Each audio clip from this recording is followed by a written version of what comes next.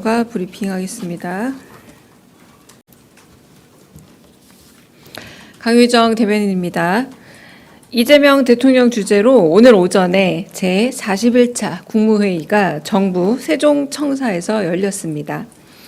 오늘 국무회의에서는 총 33건의 안건이 심의 의결되었고 국가균형 성장 방안에 대한 토의가 이루어졌습니다.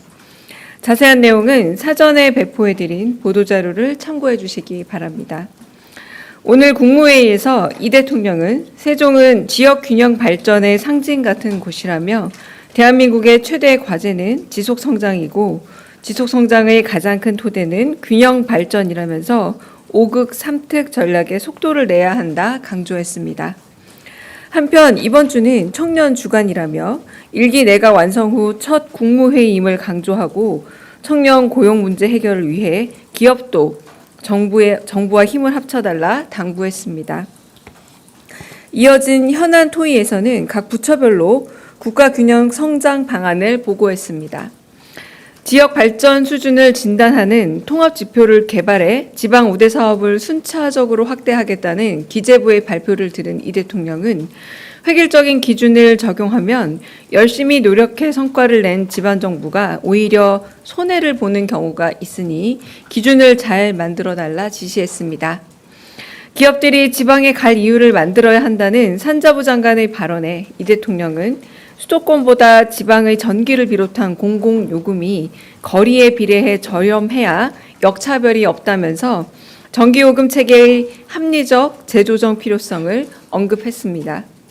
어떤 지원을 해야 기업이 지역으로 이전할지 세제 혜택과 재정 지원 등을 잘 살펴봐 달라 당부했습니다. 한편 이 대통령은 전임 정부가 축소한 사회적 경제 부문을 복구해 사회 연대 경제가 활성화되어야 한다며 총괄 부서를 지정해 공공 서비스를 사회적 경제 방식으로 위탁할 수 있는 방안을 찾아보라 지시했습니다. 또한 농어촌 특별회계 예산의 사용 목적이 제한돼 불필요한 시설 공사가 반복됨을 지적하며 특별회계법 등 관련 법안의 개정을 지시했습니다. 농식품부의 햇빛소득 마을 사업을 들은 이 대통령은 태양광과 관련해 농촌은 기회의 땅이라면서 예산 지원이 아닌 정책 전환만으로도 주민소득을 올려줄 수 있다 피력했습니다.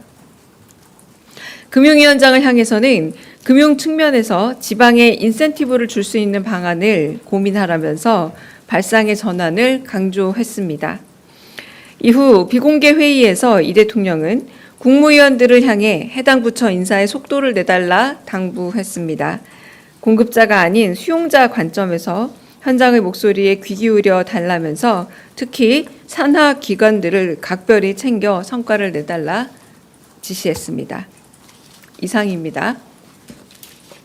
혹시 질문 있으시면 받겠습니다. 네. 네, 대변인님 뉴시스 김경록입니다. 네. 일본 국회 대책위원장이 이제 이달 말에 유엔 총회 마치고 이시바 총리가 방한할 예정이라고 밝혔는데요. 대통령실과 협의가 마무리된 상황인지 여쭤봅니다. 아직 양 정상간이 언제 다시 만나게 될지 교류 일정이 아직은 정해진 바 없습니다. 네. 네. 네, 고생 많으십니다, 대변인님. 강원 도민일보 이세용 기자입니다. 지난 8월 국정기획에서 마련한 국정 운영 계획안에는 강원을 포함한 시도별 7대 공약 15대 추진 과제가 담겨 있었는데요. 그런데 오늘 이제 국무회의 이후에 총리실에서 배포한 자료에는 이제 큰 줄기에서는 부분 녹아든 것은 맞는데 지역별 세부 내용은 아예 빠졌거나 또 정리되진 않았더라고요, 따로. 그래서 혹시 검토 과정에서 최종적으로 빠진 건지 아니면 지역별 세부 내용은 따로 추진되거나 이루어지게 되는 건지 궁금합니다. 네, 그 상세 내용은 조금 제가 더 알아봐야 되겠는데요. 네, 오늘 의결된 부분은 이제 정리돼서 이제 큰 방향에 대한 줄거리이기 때문에 그 부분이 뭐 혹시나 빠진 건지 아니면은 단지 담기지 않은 것인지에 대해서는 조금 제가 더 알아보고 답을 드리도록 하겠습니다. 네. 아까 네.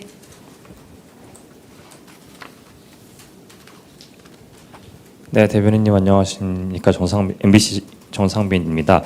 저 말씀처럼 123대 국정과제 관리계획이 국무회의에서 통과가 됐는데 오늘 국무회의 의결이 좀 실질적으로 어떤 의미를 갖는지, 또 앞으로 오늘 계기로 더 속도감 있게 이 과제들이 추진될 수 있는 계기가 될지 여쭤보고요. 또 이 국정과제들 관련해서 비공개 논의 중 더 대통령 언급이 있으셨는지도 함께 여쭤봅니다. 뭐 비슷한 맥락에서 4년 연임제나 결선 투표제도 포함이 됐는데 요거를 뭐 개헌 사항이다 보니까 내년 지선이나 뭐 28년 총선 등 뭐 대략적인 타임라인 로드맵도 어느 정도 정부가 가지고 있는지도 함께 여쭤봅니다. 네. 질문하신 내용은 아쉽게도 오늘 뭐 123대 그 국정 과제에 대해서 비공개 회의에서 특별히 더 논의된 부분은 없었습니다. 그래서 이게 이제 의결 사항으로 의결이 된 정도였고 구체적인 사안에 대해서 논의된 아까 제가 답을 못 드린 이유도 구체적으로 논의된 거나 한 부분은 따로 없어서요. 말씀하신 뭐 개헌 문제라던가 이런 것들이 얘기되진 않았고 아까 말씀드린 것처럼 1기 내각이 완료된 이후에 처음으로 그 열린 국무회의고 그래서 정부 세종청사에 간 이유도 오늘 주제인 국가균형성장 방안에 대해서 조금 더 얘기를 하는 적합한 장소로 여겨져서 가신 거고요. 또 무엇보다 오늘 처음 국무회의에 참여하신 2명의 장관과 2명의 위원장, 다수의 위원장분들이 계셨습니다. 그래서 조금 한 말씀씩 돌아가면서 얘기를 하셨고, 뭐 특히 국가교육위원회 그리고 교육부 장관에게는 국가균형 발전과 교육의 문제 그리고 되게 장기적인 계획을 세워서 가야 하는 교육의 문제 중요성 이런 부분들을 얘기해서 이제 내각이 완성된 이후에 첫 번째 국무회의라는 점에서 그런 좀 더 중요성을 강조했다라고 말할 수 있을 듯합니다. 그리고 아까 점심 때 간담회에서 그 부처 공무원들 분들과 같이 점심을 하면서 각각 부처 근무자들의 애로사항을 청취하기도 했거든요. 가령 뭐 공공 갈등을 조정하는 국민권익위원회 그 담당자에게는 어떤 점이 뭐 어떤 공공 갈등 조정의 뭐 경우는 어떤 게 있었느냐 이런 부분들을 묻기도 하셨고, 그리고 해수부로 이전하는 해수부 직원에게는 혹시나 세종에 근무하시는 해수부 직원들이 이런 부분에 있어서 좀 어려움은 없느냐, 혹시 조금 불편한 마음을 갖고 있는 분은 없느냐라고 물어봤고, 그래서 그 직원분도 허심탄회하게 워낙에 자신은 부산 사람이라 사실은 반갑다. 그러나 자기 아이는 또 세종이 고향이기 때문에 이 아이가 떠나는 거에 대해서 친구들과 헤어지는 부분 이렇게 얘기를 하면서 그런 좀 긴밀하고 사적이고 내밀한 이야기들도 나누는 자리라서 그래서 다 이 모든 분들 참석하신 모든 분들의 의견을 한 번씩 다 들어보는 그런 시간도 가졌습니다. 네. 네. 네, 대변인님 안녕하십니까. 코리아드 손지영 기자입니다. 저도 금일 국무회의에서 의결된 123대 국정과제 관련해서 여쭙니다. 이제 국정과제 내용 중 하나로 이제 개헌이 올라왔는데, 이제 개헌 주요 의제에 이제 4년 연임제 도입, 아까 전에 기자분 말씀하셨던 것처럼 언급이 있지 않았습니까? 근데 이제 오늘 금일 총리실에서 발표된 자료에서는 4년 연임제의 적용이 이제 개헌이 될 당시 현직 대통령부터 적용이 가능한지 아닌지에 대한 언급이 특별히 돼 있지는 않았던 것 같습니다. 그래서 이게 개헌안이 아직 뭐 발의가 아직 안 됐고 이제 발의 과정이 앞으로 있겠지만 이게 어떤 방향으로 추진될 거다라고 이제 좀 확정된 게 혹시 있는지, 아직 그 정도 단계까지는 아닌지를 좀 여쭙겠습니다. 네, 일단은 그 부분에 대해서는 선거 과정에서도 대통령께서 여러 번 말씀하신 걸로 알고 있고요. 그리고 무엇보다 개헌은 또 입법부를 통해서 진행이 돼야 되는 가장 큰 부분 아니겠습니까? 그래서 아주 자세한 내용이 아마 안 실려 있다면 좀 그 부분은 제가 좀 더 알아봐야 되겠다는 생각도 들고, 아마 큰 선거 과정에서 말씀하셨던 부분과 달라진 바는 없을 것 같고요. 말씀을 총리실에서 들었다면 총리실에서 한 번 더 여쭤보는 게 좀 더 정확한 대답은 올 것 같습니다. 오늘 국무회의에서 이 부분에 대해서 제가 말씀 안 드리는 게 아니라 구체적으로 논의된 바가 따로 없습니다. 네.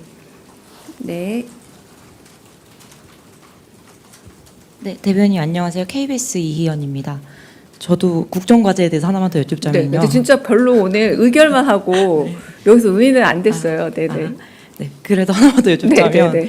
그 1호 국정과제가 개헌으로 나와 있는데요. 이게 혹시 뭐 1호 국정과제로 삼았다는 게 뭔가 더 중요하게 생각하고 뭐 특별히 추진한 그런 의미가 혹시 있는 건지 좀 여쭙습니다. 뭐 개헌이야 저희 정부 시작되기 전에도 한창 이슈가 됐었고 뭐 최소한으로는 뭐 광주 민주화 운동 정신을 개헌 그 헌법 전문에 실른다부터 시작해서 다 개헌 상황 아닙니까? 그래서 아마 그런 부분들은 국민들과 약속된 부분이기 때문에 들어간 것 같고요.